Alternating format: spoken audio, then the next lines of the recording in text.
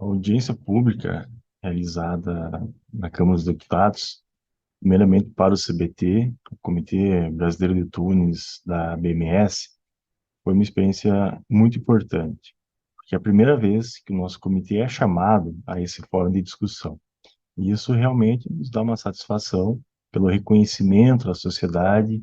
em função dos trabalhos da nossa entidade, nossa associação, há mais de 30 anos, um trabalho de uma entidade técnico-científica, sem fins lucrativos, uma entidade isenta, e que foi chamada para esse debate, com certeza,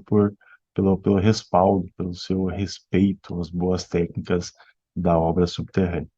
Outro ponto relevante é que não se discutia naquela ocasião alguma outra solução,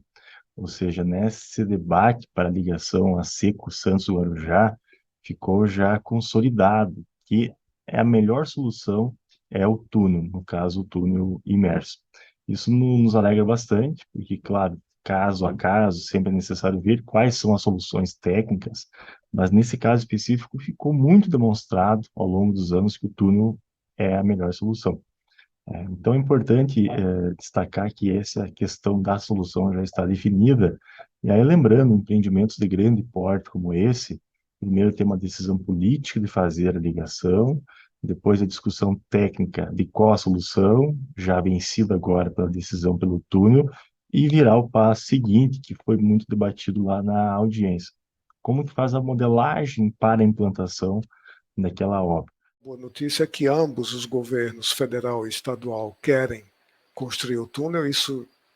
como eu digo, é a primeira vez que eu pessoalmente vejo isso acontecer desde que me envolvo no tema. A diferença hoje existe a respeito da modalidade de contratação. O governo federal preconiza uma contratação direta, ou seja, ele quer utilizar o projeto existente, que com algumas modificações seja licitado e licitado diretamente pelo governo federal, enquanto que o governo estadual preconiza uma PPP, uma participação público-privada, que quem construa seja parte de um esquema maior de concessão que explore isso ao longo, sei lá, de 30 anos. Essas duas modalidades são obviamente diferentes e isso ficou muito claro lá no debate. Mas no tocante, destacando mais uma vez a solução, o CBT, pela brilhante participação do professor Tarcísio Celestino, trouxe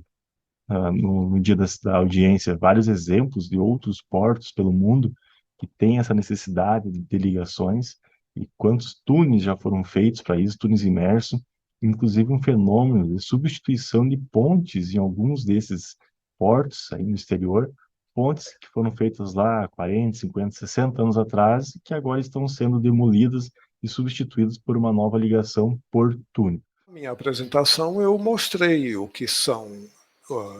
o que é, no que consiste um túnel imerso. Isso é bom que, mesmo no ambiente político, eles saibam do que a gente está falando, porque existe muita, eu diria, concepção errada e até eu já ouvi, enfim, de pessoas do nível político que falam da inviabilidade do túnel por essa ou por aquela outra razão, que onde já se viu um túnel, que eu já ouvi até de político, onde já se viu fazer um túnel naquelas argilas moles de Santos. A gente sabe que Santos é um exemplo emblemático a nível mundial, na geotecnia mundial, talvez depois da Cidade do México, como uma cidade de tamanho expressivo, construída em cima de solos moles e com problemas mais sérios de recalques, exatamente pela má qualidade geotécnica do material, mas político que já disse, onde já se viu fazer túnel num solo de qualidade tão ruim, quando na realidade precisa ser dito a eles, a todo mundo, mas a quem quer que vai tomar a decisão, que o método construtivo, eu não vou dizer que independe, mas depende muito pouco da qualidade geotécnica do maciço. Então, informações desse tipo, eles que são os tomadores de decisão precisam saber. eu não podia deixar de aproveitar a oportunidade para falar das otimizações das quais esse projeto é passível.